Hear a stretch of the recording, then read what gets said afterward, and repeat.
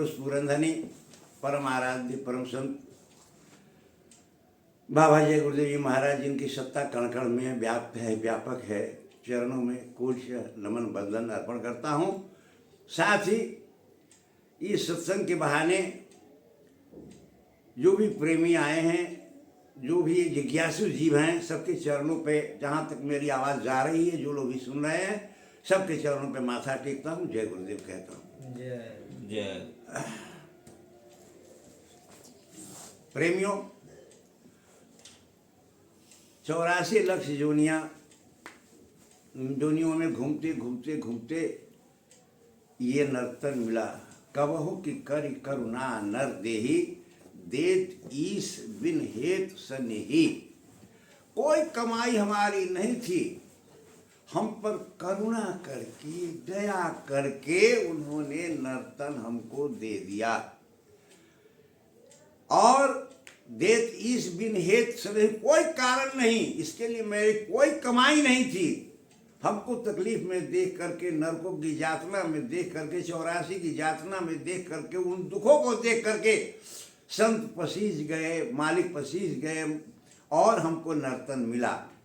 नर्तन दिला करके फिर वहाँ से यहाँ भी आए और नर्तन में उन्होंने खास करके कहा, मैं जिसको बुलाता हूँ वही मेरे पास आता है।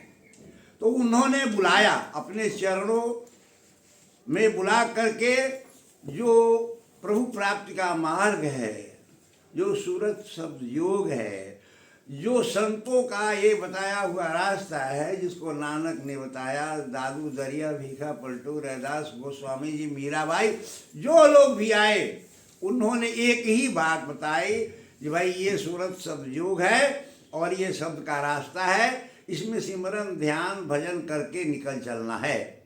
उन्होंने बताया ये सिमरन कर लो, सिमरन करने से विषयोन्मुख जो हमारी इंद्रियां हैं, रसे रूपी च गंधे च शब्दे स्पर्शे च योगिनी, ये शरीर के जो पांचों विषय के लिए अलग अलग स्थान बनाए हुए हैं, इन पर मन भटक रहा है, भरम रहा है। इनसे सिमट करके सिमरन के जरिए धीरे धीरे तीसरे तिल में, आज्ञा चक्र में यहाँ लाना है, जो आंखों के पीछे यहाँ जीवात्मा का वासा है। इसके लिए उन्होंने बताया कि गुप्त अकाम निरंतर ध्यान सहित आनंद, आदर युत जप से तुरंत पावत परमानंद। गुप्त, जहाँ भी आप बैठे वो गुप्त रूप से बैठे, कोई जाने नहीं भाई आप सिमरन कर रहे, कोई जरूरत नहीं, गुप्त रूप से बैठे। अकाम, निष्काम भाव से बैठे, कोई कामना नहीं जो हमारे संसारी काम ये हो जाए इसलिए मैं सिमरन में बैठा हूँ, ऐसा नहीं, निष्काम। गुप्त, अकाम, निरंतर। निरंतर का मतलब है ऐसा नहीं जो 2 दिन किया 2 दिन छोड़ दिया, या 8 दिन किया फिर 2 दिन नागा कर दिया। और फिर निरंतर का ये भी अर्थ है कि भाई आप नेम से, गुरु महाराज ने इसको जोड़ा नेम से। नेम से का मतलब है जो जहाँ आप अगर जिस टाइम में संध्या समय में करते हो या सुबह में करते हो, तो उसी टाइम पर मालिक आपको याद करते हो उस टाइम में कि भाई हमारा ये हमको खोज रहा है, और वहाँ आकर के जो है सुदर्शन देते हैं। अब सिमरन नेम जगावे प्रेम को, प्रेम जगावे जीव, जीव जगावे सूरत को, सूरत मिलावे पीप। जब आप नियम से करेंगे, नेम जगावत प्रेम को, तो आपके अंदर जो प्रेम है वो प्रेम जागृत हो जाएगा। नेम जगावत प्रेम को, प्रेम जगावत जीव। जब प्रेम जगेगा तो जीवात्मा की जागृति होगी। जब तक जीव के अंदर में अपना जागृति नहीं आएगी तब तक ये काम होगा नहीं। गुरु महाराज ने समझाया, कुछ मैं करूं, कुछ तुम करो, कुछ ऊपर वाले की दया हो जाए। तो आपके अंदर में भी ये अनुराग होना चाहिए, उत्कंठा होनी चाहिए, प्यास होनी चाहिए, तड़प होनी चाहिए। जब तक आपके अंदर में इस बात के लिए तड़प नहीं होगी जो हम कैसे 84 के चक्कर से छूट जाए, तो गुरु महाराज ने तो युक्ति बता दिया, गुरु महाराज ने तरीका बता दिया। अब उस तरीके से आपको बैठ करके ये करना है सिमरन। सिमरन करते करते अगर मन एकाग्र हो जाए, मन अगर कंसंट्रेट हो जाए तो फिर ध्यान की अवस्था में चले जाइए, फिर भजन की अवस्था में चले जाइए। ध्यान करते हैं, ध्यानं निर्विषयं मनः, निर्विषय हो जाए तभी ध्यान होगा। और ध्यान के लिए जरूरी है शरीर की शिथिलता, बिल्कुल कोई उसमें कंपन नहीं हो, शरीर की शिथिलता, वाणी का मौन और मन का सूरत में मिल जाना, यही ध्यान है। और तीसरा रुख है भजन का।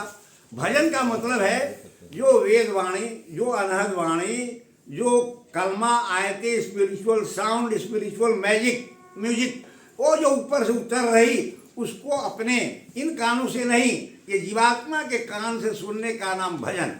जब आप एकांत में बैठ करके सुनोगे तो धीरे धीरे धीरे धीरे ये आवाज़ आनी शुरू होगी, और जितना ही देर आप करेंगे धीरे धीरे इसका पर्दा खुलता चला जाएगा। इसके पहले आहार शुद्धौ सत्व शुद्धिश्च, गुरु महाराज समझाते हैं कि पहले आहार शुद्धि होना जरूरी है, यानी अंडा, मांस, मछली, शराब, इससे बिल्कुल अलग नशा से, कोई भी ऐसी नशा जो हमारे दिमाग को इधर से उधर कर दे, सोचने की क्षमता खत्म हो जाए, ऐसी नशा को नहीं करना है। और आहार हम ऐसा करें जो सात्विक हो, सुपच हो, स्वास्थ्य को बढ़ाने वाला हो। आहार शुद्धो सत्व शुद्धिश्च, सत्व शुद्धो ध्रुवा स्मृति। जब शुद्ध आहार होगा तो हमारी स्मृति बढ़ेगी, और स्मृति स्तंभे सर्वग्रंथिनाम मुक्ति, सर्वग्रंथिनाम मोक्ष। जैसे जब भी आप ग्रंथि जितने भी हैं, ये जड़ चेतन है ग्रंथि पूरी गई, यद्यपि मृगा छूटत कठिनाई, ये जो छूटना मुश्किल है, गोस्वामी जी ने लिखा, जब भी आप आहार शुद्ध होगा तो सारा ग्रंथि छूटना शुरू हो जाएगा। और मन में अनुराग चाहिए, मिलहि जिनक उपस्ति बिनु अनुरागा, किए जोग जग तप वैरागा। न जोग से, न जग से, न तप से, न वैराग से मिलेगा तो अनुराग से, यानी आपके अंदर जो पाने की बेकली है, बेचैनी है, तड़प है, इससे होगी। आप जब समय मिल जाए दिन में, जपा छांतन पुनर्ध्याय, जब खत्म हो जाए, सिमरन खत्म हो जाए, ध्यान में बैठ जाइए। ध्याना छांतन पुनर्जपे, ध्यान खत्म हो जाए तो फिर जप शुरू कर दीजिए, कोई बात नहीं। और जपत ध्यान परिश्रांत आत्मनिव तो विचारे, जब दोनों काम हो जाए तो अपने आप को सोचिए, मैं कौन हूँ, कोहम कस्त्वम कुतः आयाता, कोमे जननी कोमे ताता।